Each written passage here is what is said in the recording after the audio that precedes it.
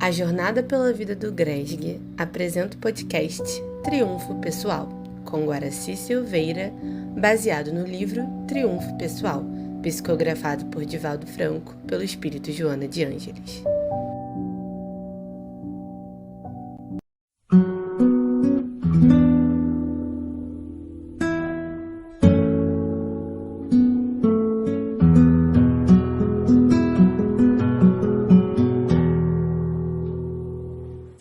Prezados amigos e amigas do nosso estudo espírita, eu sou Guaraci de Lima Silveira aqui de Juiz de Fora. Nós estamos dando sequência ao estudo do livro Triunfo Pessoal da mentora Joana de Ângeles, na psicografia do Divaldo Franco.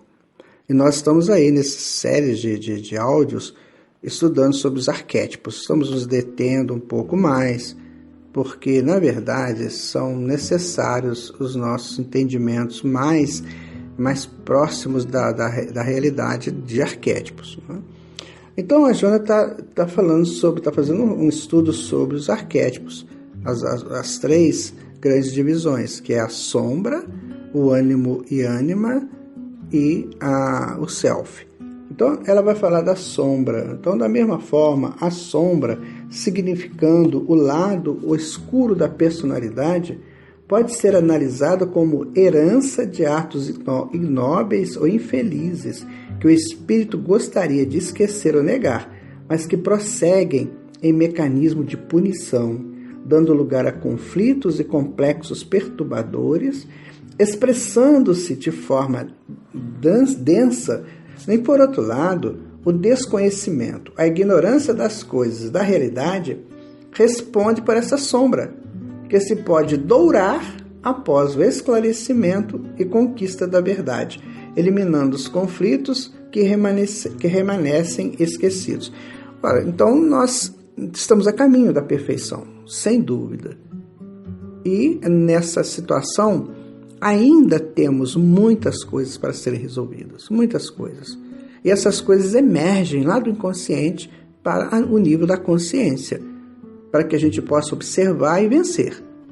Então, por exemplo, quando eu estou caminhando na rua, digamos, e eu vejo lá na rua uma coisa que eu desejo, mas aquilo não é bom para mim, eu reconheço que não é bom para mim, mas eu desejo. Então eu tenho duas ações. Ou eu falar assim, não quero saber disso, não, e camuflar aquilo, voltar com aquilo para o inconsciente, para o reino das sombras, ou eu encarar e dizer assim, não, eu vou vencer. Eu vou conversar comigo, eu não quero mais, isso não me interessa. Então eu vou criar os argumentos que me façam vencer aquela estruturação que vem do meu inconsciente. Então isso é muito interessante, por exemplo, quando você vai ao médico e ele te prescreve uma dieta alimentar. E você gosta muito daquilo que ele mais tirou. Então, quando você chega em casa, que você olha para sua geladeira, você olha para sua mesa de frutas ou de outras coisas, você olha assim e fala, meu Deus, que vontade de voltar a alimentar aquilo, mas você não pode.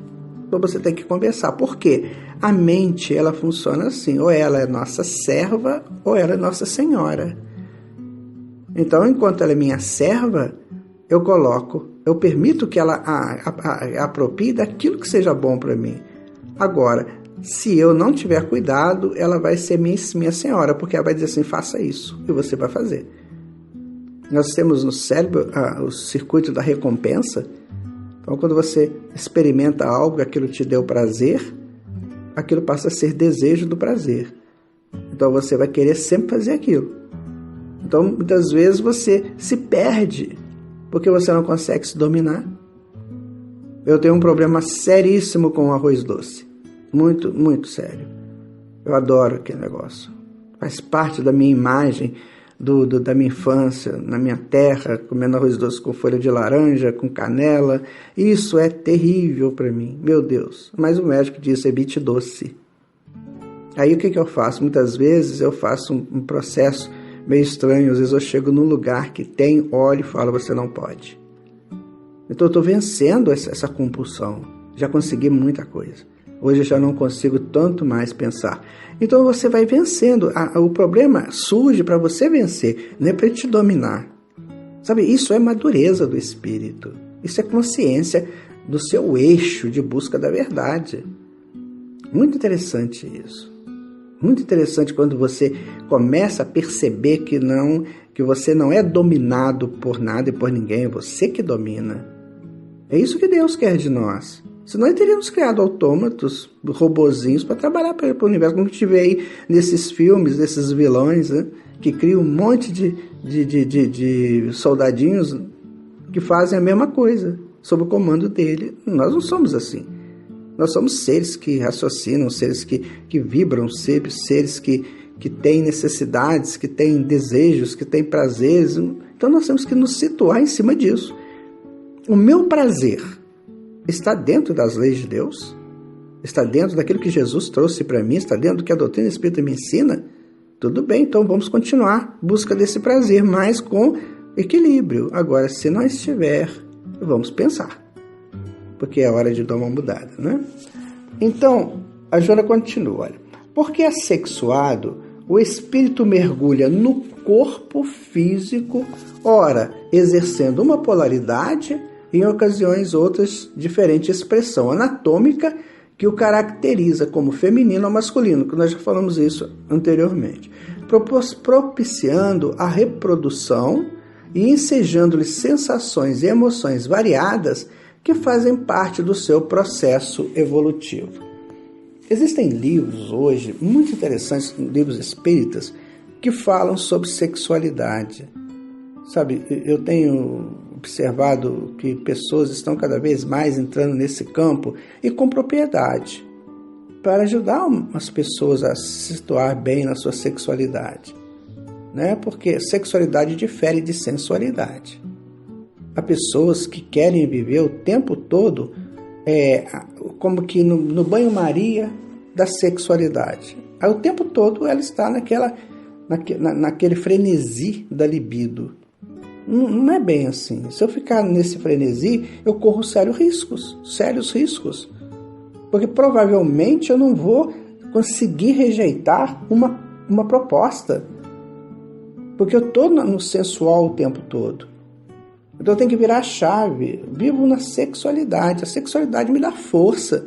Eu não preciso necessariamente exercer o sexo enquanto relação, homem, mulher, ou pessoa a pessoa, para se satisfazer das minhas compulsões. Não. Eu posso direcionar essa força magistral para o meu trabalho, a minha profissão, para os esportes, para as criações artísticas. São forças de compulsão, de realização.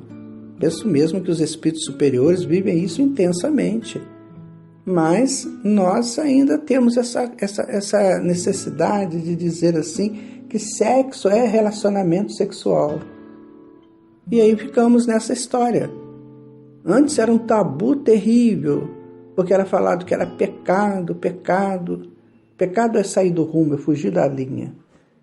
E depois nós abrimos isso aí de uma maneira estranha, porque sem uma preparação psicológica, sem um conhecimento prévio, abriu-se as portas para isso.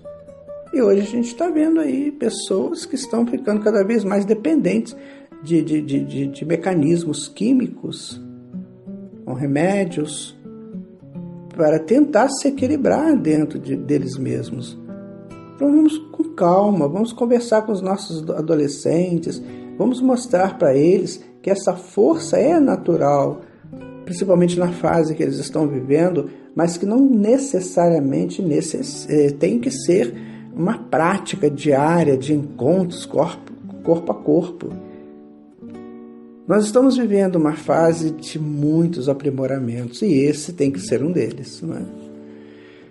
O comportamento vivenciado em cada anatomia e função sexual irá responder pelo arquétipo ânima-ânimos, ambos tornando-se parceiros psicológicos invisíveis que, em alguns casos, geram conflitos, quando um deles predomina o comportamento emocional diferenciado da estrutura física do indivíduo. É o caso da homossexualidade e dos transgêneros, enfim. Uma pessoa está num polo, mas sente emoções do outro polo.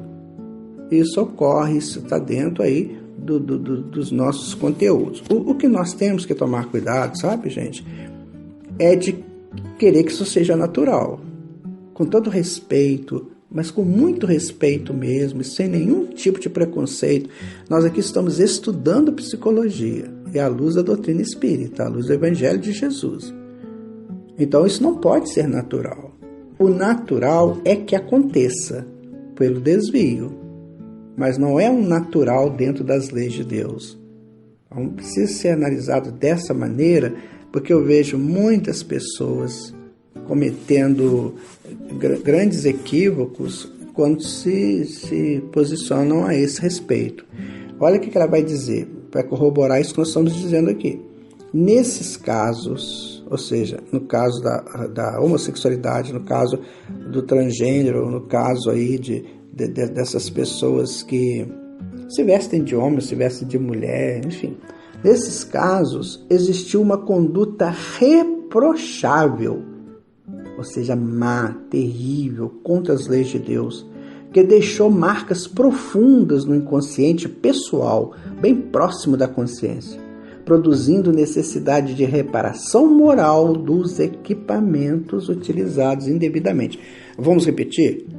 Produzindo necessidade de reparação moral dos equipamentos utilizados indevidamente, ressumando como fator de insatisfação, quando não de tormento sexual.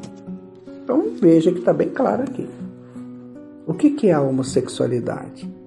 É natural? Faz parte da lei de Deus? Não é possível.